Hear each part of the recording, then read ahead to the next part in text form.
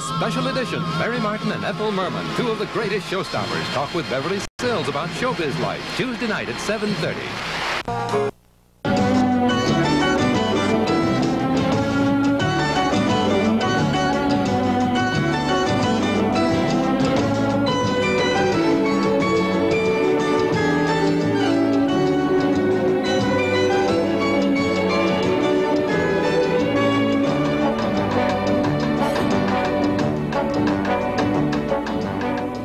Hello, I'm Beverly Sills, and welcome to Lifestyles. My guests today are the two top superstars of the American musical comedy stage. I'm gonna wash that man right out of my hair. I'm gonna wash that man right out of my hair. I'm gonna wash that man right out of my hair and send him on his way. Got no mansion, got no yacht, still I'm happy with what I got. I got the sun in the morning and the moon at night. As if I had to tell you, that was Mary Martin in South Pacific and Ethel Merman in Annie Get Your Gun, two of the dozens of roles they've made world famous. And they are both with me today after many, many years of not appearing together. So stay with us when we return with two of the greatest showstoppers, Ethel Merman and Mary Martin.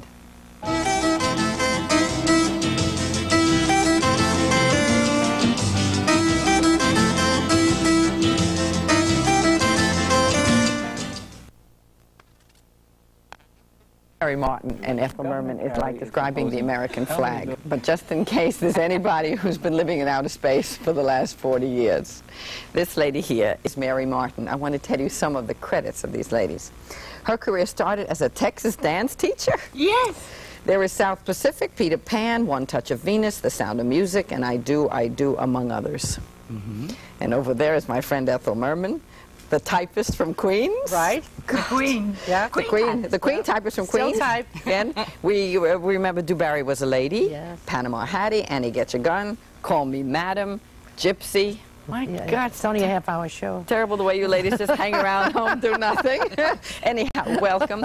I'm delighted to have you here. I think it's terrific that you get together every 24 years and keep yourself before the public like that. God knows we don't want to get you overexposed. What's this every 24 years business? What do you tell? Well, no, it's this is a. May I say that we're going to do this marvelous thing? Sure, of course you can say anything. Ethel, could anybody tell you not to say anything? And they approached Mary. They approached me to do it. We haven't been together. We haven't worked together since the 50th anniversary of the Ford show, which was in 1953. And so we're going to do. No, it was in June. And, Was it? Yes, it was in June. Yes. Well, before you say anything then, I'll let you to say what you're going to say afterward, because I have a very special treat. Yeah. We raided the vaults of NBC. Oh, dear. Yes, all the dust came out. Oh, and that very famous 11-minute duet that you did on that TV show in 1953, which became a classic. Yes. Yeah. We snipped a little piece Oh, of how it. wonderful. And we're going to show this to you right now. Then I'll let you talk. Do we get to see it too? All right, well, we'll tune on everything. Okay, Yes. love Sure. When the red robin goes bopping along, there be no more stopping when he stops robbing his own sweet song. Wake up, you sleepyhead, get up, get out of bed, cheer up, the sun is red. I laugh and be happy. What if I'm the blue now I'm walking through fields of flowers? Rain may glisten, but still I listen for hours and hours. I'm just a kid again, doing what I did again, singing a song. When the red robin comes bobbing along.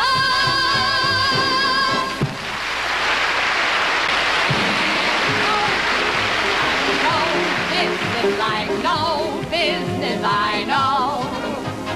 You get word before the show has started that your favorite Uncle died at dawn. And top of that, your pa and ma have parted. Your broken heart, but you go on. There's no people like show people. They smile when they are low. Even when a turkey that you know will bow, you may be stranded out in the cold. Still you wouldn't change it for a tank of gold. Let's go on with the show. Let's go on with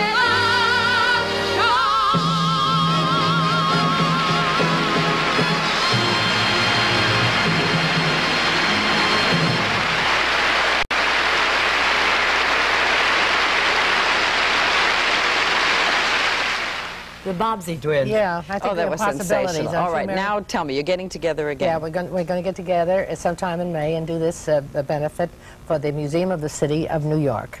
Terrific. And we're not going to say what we're going to do. We're going to have a lot of surprises. We're going to surprise ourselves. Yeah. Terrific. That was, I think, the beginning of everybody getting up on the stools and sitting down and singing. How did you get to that We were the moment? first ones to do it. Jerry Robbins thought this up, because that's the way we rehearsed all the time. Yes. And we rehearsed a lot, because we threw out so many songs. This is just part of that duet. You call in one of the great choreographers of all times and he puts you on a stool? He was the only way to keep us quiet. No. But we did, we rehearsed that way. That's right. And so we were actually the first ones just to see. Yes. It's so right in rehearsal, let's just leave it like that. And that's the way we did it. Yeah. How did they get the two of you to agree to do the show? Who approached you? Oh, Leland Hayward. Oh, this show or that show? No, that show. No, I don't mean your show. I thought you meant the benefit. No, I mean the show we Oh, just that. saw. Well, Leland Hayward approached both of us. And what did he say? Well, it's a long story. Oh, we got nothing but time. Well, that's your... Can I tell? Yeah. You can tell my. I'll tell my part first. I had just finished South Pacific in London. It was the 3.5 year, and was off on a freighter when, out of the blue, no one knew the freighter we were on, my husband and I, nor did we. We just got on it and left to come back to America. And suddenly, in the middle of it, the radio operator came down and says, "There's someone named Mary Martin on this boat." There was nobody else on the boat, so it had to be me. And we had gotten a cable from Leland Hayward saying, "To all ships at sea is Mary Martin." Now, this is how bright this man was. He found us because he said, "To all ships at sea." He wanted to meet us in Cuba, where we were arriving. Yeah. And he did. And we had this lovely weekend and just had fun with his wife and Richard and myself. And at the end of it, he said, "By the way, would you do a television show?" And this is how it started. It says it's going to be straight across NBC, CBS, ABC, Ford. Yes. I'd never done television at that time. It was a long time ago. And at the end he said, "Mary, would you think, would you," he said, "I know you just love Ethel Merman. Would you sing a song with her like Friendship? If I, would that be all right? Because you're starring, but would that be all right?" And I said, "Love it. I adore her. I'd love to say." "Oh, do you think she'd do it?" He said, "Well, I'll ask her." Okay. Now, okay. Now, he told us both the same thing. I mean, see. you know, he approached me and said, "Get Mary." Would you mind giving 5 minutes to Mary? I was Sing Friendship? Yeah. I was in the midst of my third mistake in life, my third marriage. I had just married. It's nice you have them neatly numbered. And oh yes, they all go by numbers. And so I was in. And I was about to settle down to domesticity, and that the word, I don't know, in Denver. And then I was approached about it, so I came back to do it in June. Yeah. And we didn't find out that we were both, you know, until it was time to go on, just before You the didn't find air. out it was a con job. No, I see. but we had such a great time, and we've, you know, it was the first time we'd ever worked together. That's right. And working with her, Beverly, is like working with a rivet machine. And Oh, come on. No, but not only that, she can type. And we made all these changes in the duet all the time. Then she'd go home and type it all up, bring us the Listen, I know about that because she and I did a Merv Griffin show together one night. I was decidedly at the disadvantage because it was a night of Cole Porter music. Imagine, she goes on first, her little half hour of Cole Porter, and then they asked me to come on and sing Cole Porter. It's like me doing a half an hour of operatic arias and say, "Okay, Ethel, come, let me hear you sing an aria." I felt like me doing Madame Butterfly. No, it was Yeah. impossible to follow that. And I started to make jokes and say, There's you no know, there way was that you couldn't follow each other no matter what happened. That was a fun show. I said to Merv, you know, she'll be fine once she begins to sing out. You know, I was trying to make jokes just to cover up my own embarrassment of being there. But I know how she works. That was a very exciting time. You two are, in a sense, the living cliche of show business because you were young, hopefuls. Yes. Young hopefuls. Well, we all were. But you were young hopefuls who walked on stage in a show. You, I think, with My Heart Belongs to Daddy, That's in right. Leave It to the Girls. Leave it to me. Leave It to Me, excuse me. And you with I Got Rhythm and Girl Crazy. Yeah. And woke up the next day stars. Yeah. What was it like? Well, I didn't really I lived in Astoria at the time, and I remember, because George Gershwin did the music, and I remember that he had a party after the show, and I remember going to the Central Park Casino and after the show, and then going to George's house, and and going back to Astoria, and I didn't really know anything about the notices and sardies and all those things then. You know, you're only as good as your notices say you are. But when you finished singing that song. I know that, but I mean, I went home and I wanted, because I had a luncheon date with George. He was giving a luncheon at his house, and I hadn't seen a notice until I entered George Gershwin's house at 1 o'clock the next day. And he was the one who first showed me the notices that I got in Girl Crazy. But didn't you know something extraordinary had happened? Well, when well, I thought I lost something. I didn't know what happened. You know, I didn't know that all this applause was for, but it was fantastic. It's a night that I'll never forget as long as I live. That's really like your night. Well, and I'm sure after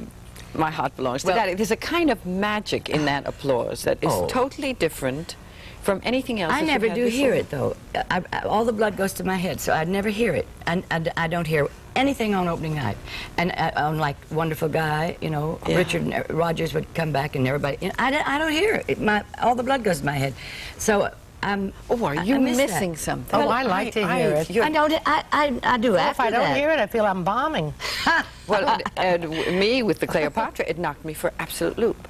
You know, I had heard applause before, and I had been doing kind of okay. I can hear it later, but not just that night. But I knew something special that happened to me when I went home that night, and I didn't see the reviews also till the next day. But I knew something extraordinary had happened. It's like a media overload. Yeah, those are moments you never do forget. Right.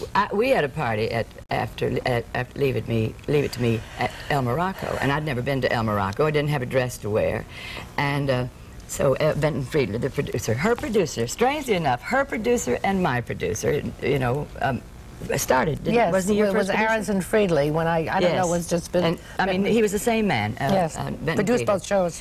And anyway, we went to El Morocco, and I had a number where I sang high, singing like you did, Il Bacio, which had been thrown out in Boston. It's the first song I ever learned. Well, it's the first song I ever learned, had it thrown out. I see. Anyway, I sang My Heart Belongs to Daddy, and then, so the dress that I had worn in Il Bacio, I could wear to the party. It was a beautiful gold lame dress with full skirt. And so I was a little late getting to the party, taken by, because I had not been in a show. I had never seen a show. Never had seen a show until 3 months later. On a benefit night, I saw my first musical. So I'm going to the party, and I really, you know, cornball Cinderella, real cornball Cinderella. But we're there, and I came in with Benton, and everybody was applauding and, you know, clapping, and I couldn't wait to see who was coming in, so I'm looking and applauding. It was me. I mean, you know, I didn't know. I didn't have sense enough to know that. I learned. We'll come back in just a moment.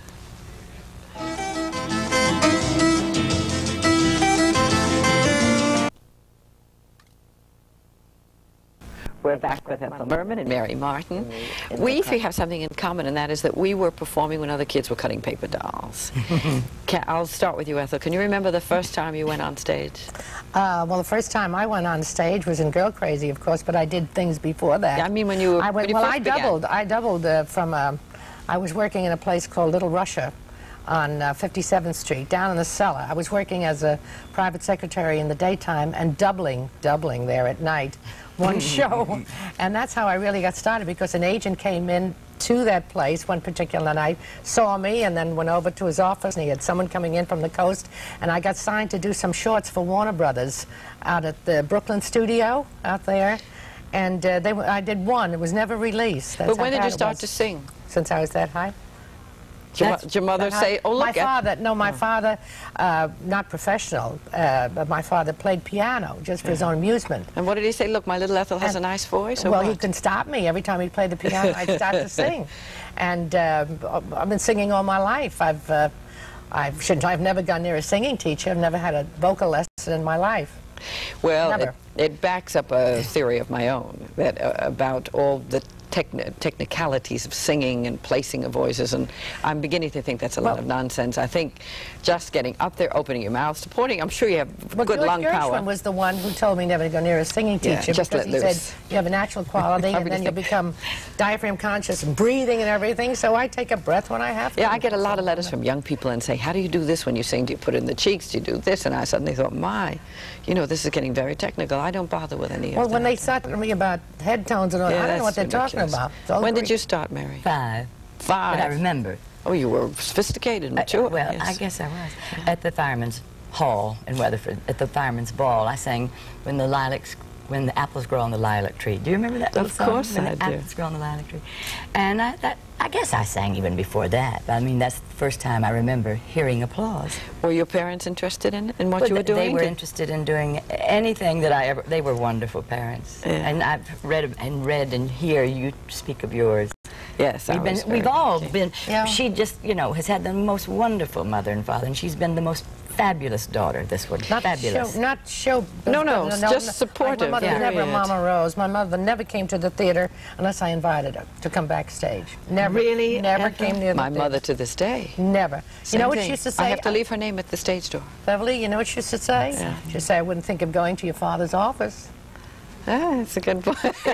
I said to my brother, the doctor, as opposed to my brother, the publisher, the other day, how come you never come to hear me sing? He said, how come you never come to see me operate? That was the end of that. That's true, yeah. So they just have to be supportive, I think, without being interfering. Very proud. But my mother and father, my father was a judge and mother was a violinist, and really, you know, they just did everything in the world for me. Everything.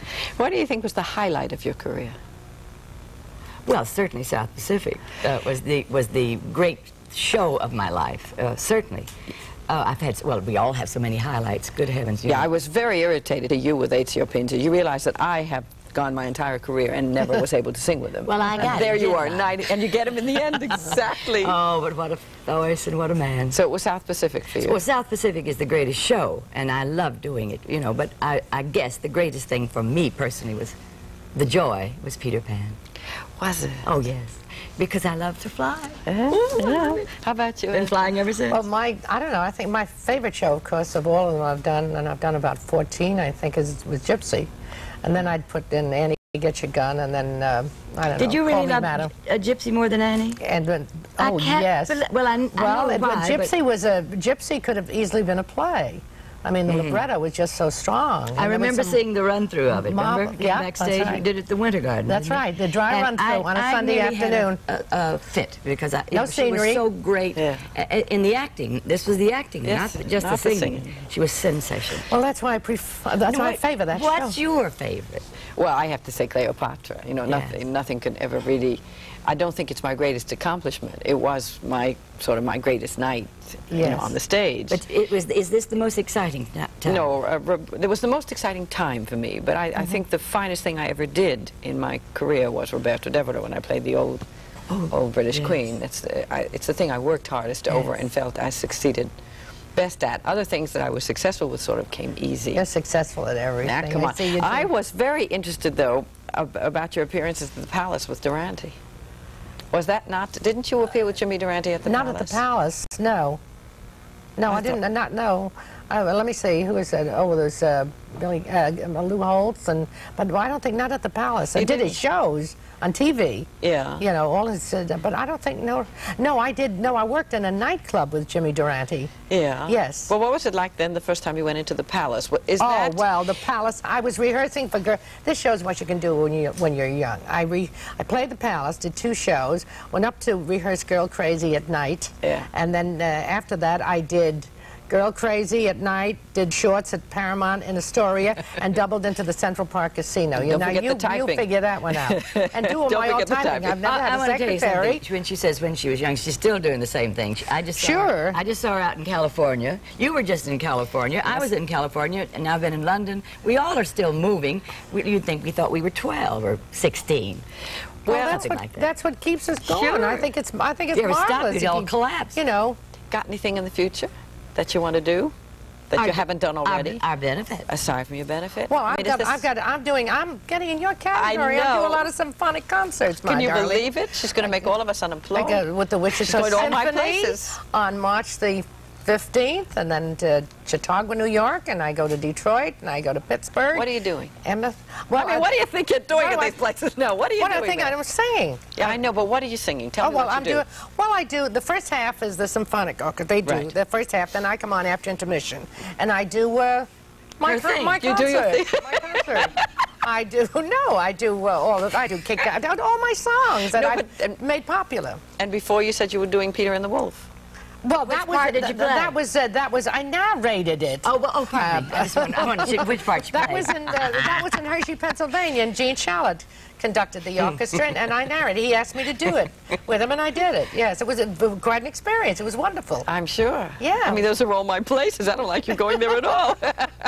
Well, there's no competition with any of us. Are you planning a play, a show? I haven't decided yet. I really haven't made up my mind. I can't be serious. I mean, I seriously can't give an answer because I haven't performed in 8 years. So what? So, no, and I'm coming back with Ethel and have this fun of doing that. And then if I think if it's good enough for me to sing again, not all the time. I'm not sure I want to do 8 shows a week, nor does she. Well, I don't want to do it because I'm getting lazy. I love the traveling, and I like to go all over the country. I love to do the talk shows on the coast. I'm in the midst of writing a book with George Eels, and I'm having a ball. Did the Muppet Show. I'm working with puppets now. Does it beat people? Yes. At least they don't. Oh, an Edie Gourmet special, March 10th. See, she gets all these plugs in. Yeah, that was terrific. Sure. No, I did them in England in November. Did the shows in England in November. Oh, I'm glad that you're both still have a few mountains to climb. Oh, but they're so much fun to always have another one. I know, that's those climb every mountain. We can go out on that song. Oh, and you sing it. No, we won't do that. I mean, I was going to ask you at some point whether you would teach us to crow and then thought better of it. Well, I couldn't teach Merman to crow, and I wouldn't ruin your voice. All right. We'll go out. We'll go out on that. Because really, you see, it does do something to the vocal cords. I'm sure it does. All right. We'll be back again.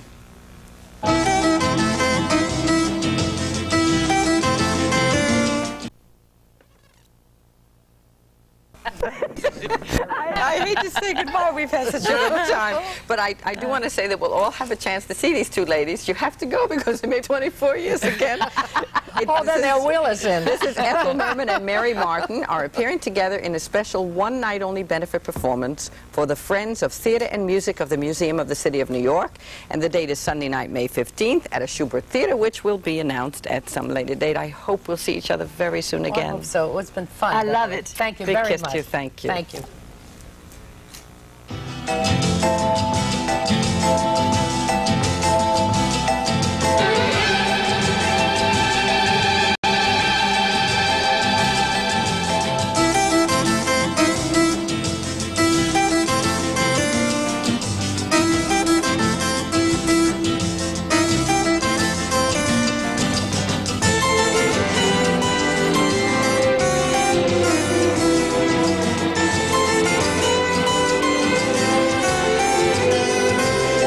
Dodie Goodman, Pat McCormick, Michelle Lee, Carol Wayne, Dick Gautier, Greg Malavy join host Jim McCrell on Celebrity Sweepstakes Wednesday night at 7:30.